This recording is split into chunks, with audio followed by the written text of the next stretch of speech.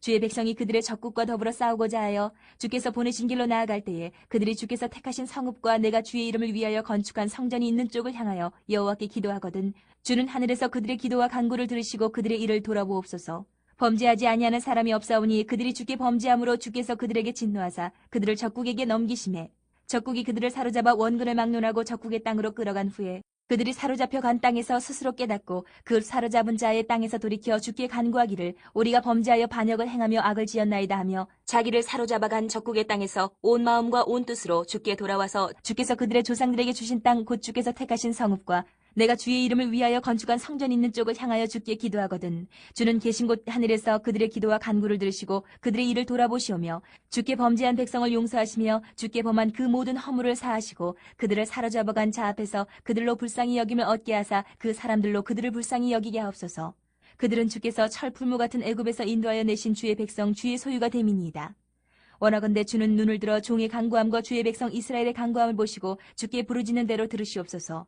주 여호와여 주께서 우리 조상을 애굽에서 인도하여 내실 때에 주의 종 모세를 통하여 말씀하신 같이 주께서 세상 만민 가운데에서 그들을 구별하여 주의 기업으로 삼으셨나이다. 솔로몬은 성전을 완공하고 약속을 지키시고 신실하신 하나님에게 감사와 찬양을 올려드리며 손을 들어 기도하고 있습니다. 솔로몬은 자신을 위해서도 기도하지만 많은 분량을 이 기도의 분량을 성전이 기도의 자리가 되기를 기도하며 백성들과 나라를 위하여 기도하고 있습니다. 특별히 앞에 본문들에서는 우리가 금요 기도회 때 나누었지요. 하나님의 공의로운 판결에 대해서 또 민족이 죄를 지어 패배했을 때 또 가뭄이 왔을 때 자연재해가 임했을 때 하나님에게 용서를 구하는 기도를 했습니다. 그리고 오늘 본문까지 계속해서 이 기도의 내용들이 이어지고 있는데요. 또 매일 성경에 따르면 오늘 드리는 이 기도가 두 가지 소제목으로 이루어져 있습니다. 첫째로 적과 싸울 때, 또 둘째로 사로잡혀 갔을 때 이렇게 나뉘어져 있지요. 먼저 솔로몬은 이스라엘이 죄를 지어서 하나님에게 벌을 받게 되었을 때 용서해달라고 기도하기도 했지만 주의 백성이 그들의 적국과 더불어 싸우고자 할 때에 도와달라고도 기도했습니다. 특별히 이 전쟁은 솔로몬 자의로 결정하고 마음대로 싸우는 게 아닐 것입니다. 솔로몬이 기도할 때 이렇게 기도하기 때문인데요. 주께서 보내신 길로 나아갈 때에 이렇게 이야기를 합니다. 기도를 합니다. 다시 말하면 이들에게 있어서 전쟁이 언제나 누구에게 속한 일이다? 하나님에게 속한 일이다. 공격을 하러 나가는 입장이든 방어를 하기 위해서 이렇게 서 있는 입장이든 전쟁 자체는 하나님의 주권에 속한 일이라는 것이지요. 전쟁터에 나가는 그 행위 자체가 하나님께서 보내신 길로 나아가는 길이라는 것입니다.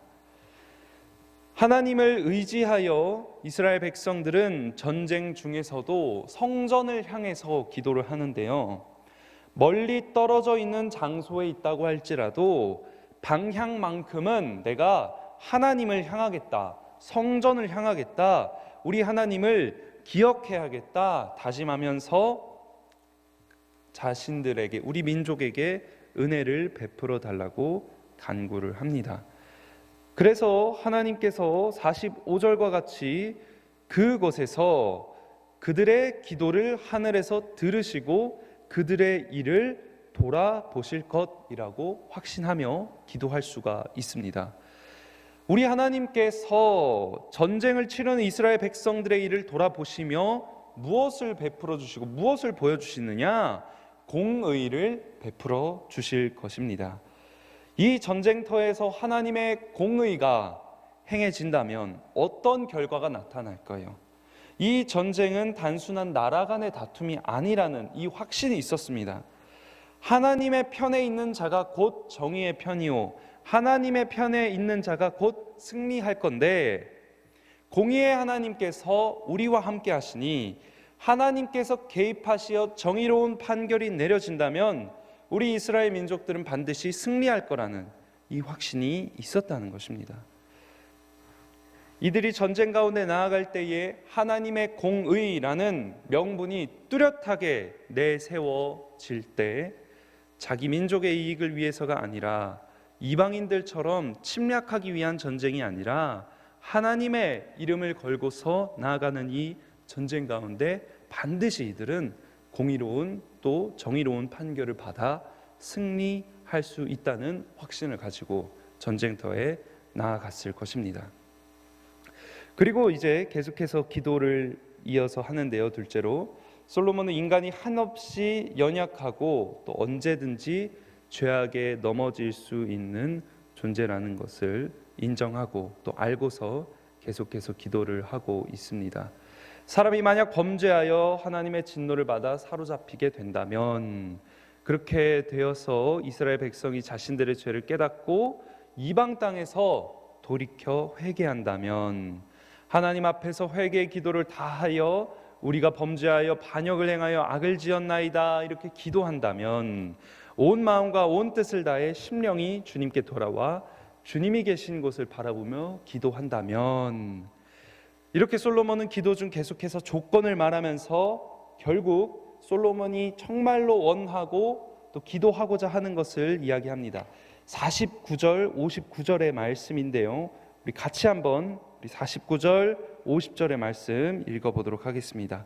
시작. 주는 계신 곳 하늘에서 그들의 기도와 간구를 들으시고 그들의 일을 돌아보시오며 주께 범죄한 백성을 용서하시며 주께 범한 그 모든 허물을 사하시고 그들을 사로잡아간 자 앞에서 그들로 불쌍히 여김을 얻게 하사 그 사람들로 그들을 불쌍히 여기게 하옵소서. 아멘. 하나님께서 백성들의 간구에 대해서 공의와 긍휼로 판단해 달라고 간구합니다. 사람의 마음을 잘 아시는 우리 하나님께서 이 사람의 마음을 정확하게 보시고 판단하시고 나서 회개의 진실성을 가리시고 그 여부에 따라서 기도에 응답해 주실 것입니다. 만약에 참된 회개를 했다, 그렇다면 하나님께서 이방인들의 마음에 긍휼의 마음을 주실 것입니다. 그래서 사로잡은 이스라엘 백성들을 그 이방인들이 불쌍하게 여기게 될 것입니다.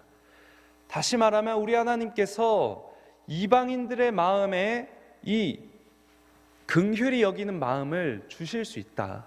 이방인들의 마음까지도 주장하실 수 있다라는 것을 믿고 있는 것이지요.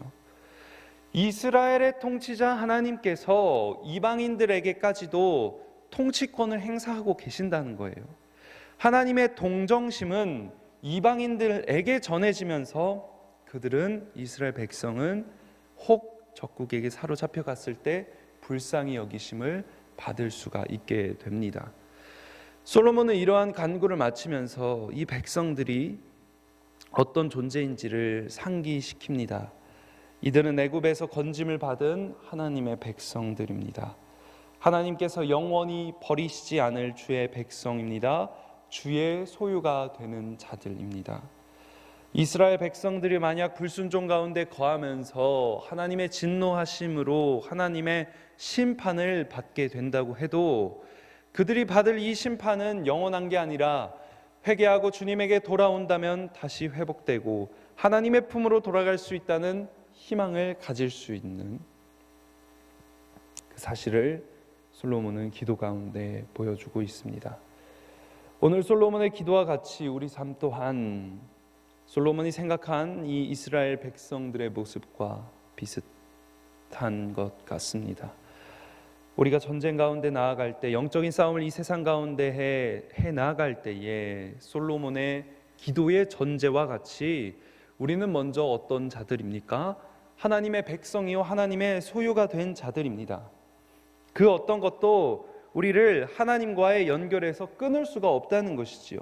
하나님께서 특별히 소유하신 자들로서 하나님의 보호와 아낌과 관심의 대상이 된다는 것이죠. 그래서 우리는 어떠한 상황 가운데 처한다 할지라도 하나님에게 계속해서 우리가 간구할 수 있는 것이지요. 우리의 기도를 들어주신다는 믿음으로 기도를 올려드릴 수 있는 것이지요. 우리의 기도를 주님께 올려드릴 때에 불안과 염려 가운데 기도하는 것이 아니라 주님 뜻에 합당한 기도를 올려드린다면 우리 하나님께서 반드시 나의 기도를 들으시고 응답하신다는 것을 기억하기를 바랍니다. 기도의 자리에서 눈물 흘리며 하나님을 부르짖을 때에 하나님께서는 반드시 그분의 소유인 그들의 백성의 기도를 들어주신다는 것을, 응답하신다는 것을 꼭 기억하시기를 소망합니다. 이처럼 기도 가운데 나아갈 때 우리는 하나님의 약속을 기억해야 합니다. 하나님의 주신 언약을 기억해야 합니다. 하나님께서 주신 말씀에 근거하여 기도해야 합니다. 왜? 그렇게 주님께 기도하는 백성들이 될 때에 우리 하나님께서는 응답하시기 때문입니다. 그리고 그 응답하셨던 경험으로 계속해서 우리는 하나님 백성된 자로서의 정체성을 더욱더 가지며 살아갈 수 있게 될 것입니다.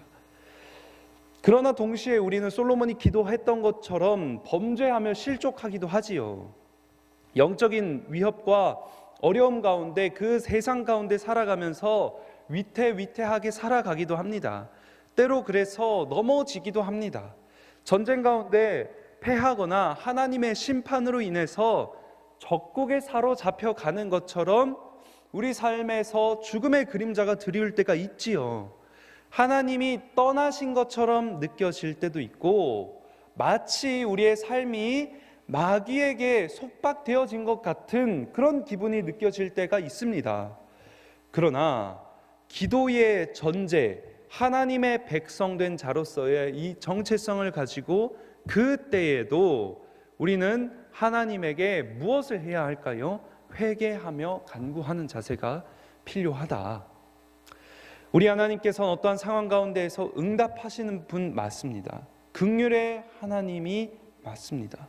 따라서 눈물로 회개하고 기도하는 자는 반드시 하나님의 불쌍히 여기심, 긍휼을 받을 수가 있습니다. 우리 하나님께서는 그분의 긍휼과 도우심을 주시는 그 방법을 어떻게 하실까요? 특별히 우리에게 직접적으로 강력한 성령의 임재하심으로 주실 수도 있지요. 혹은 이방인들을, 다시 말하면 사람들을 통해서, 주변의 환경을 통해서 우리 하나님께서는요, 나를 향한 불쌍히 여기심, 나를 향한 긍휼히 여기심을 나타내 주시는 분이십니다. 우리가 하나님께 회개하고 돌이키며 하나님의 불쌍히 여기심을 구할 때에 하나님의 불쌍히 여기심이 어떠한 방법으로 나에게 찾아오고 나를 위로하고 그 상황 가운데에서 나를 건져 주시는지를 영적인 눈이 열려서 깨닫는 우리 교회 여러분들 되시기를 소망합니다. 하나님의 도우심은 나의 기대와 생각을 넘어서 주님의 때와 주님의 방법으로, 다양한 방법으로 찾아올 것입니다.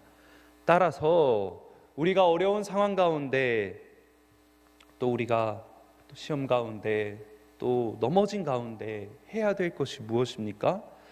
죄를 깨닫고 온 마음과 온 뜻으로 주께 돌아가는 것 밖에는 우리가 할 게 없습니다. 하나님을 향해서 기도하며 간구하는 것입니다.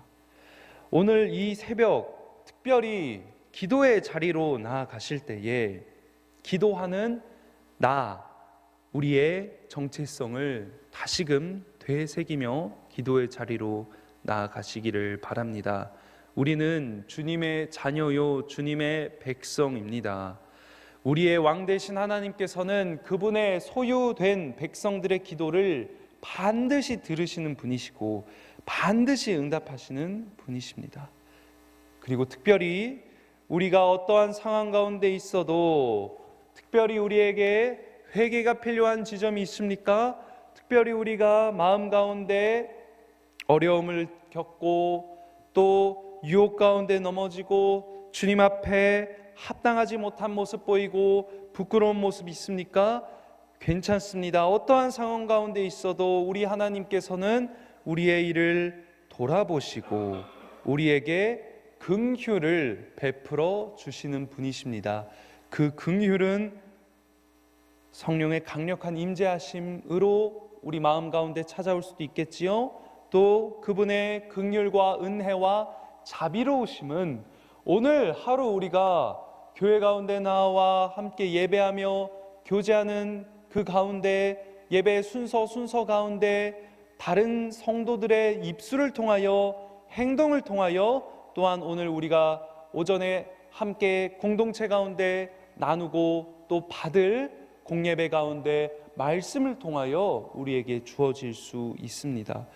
이 시간 기도 가운데 나아갈 때 하나님 오늘 나에게 주시는 말씀, 오늘 하루 가운데 교회 가운데 주일 가운데 나에게 주시는 음성 가운데 숨어있는 주님의 긍휼, 주님의 은혜를 발견하고 깨닫는 영적인 눈을 열어달라고 기도 가운데 나아가시는 우리 교회 여러분들 다 되시기를 주님의 이름으로 소원합니다.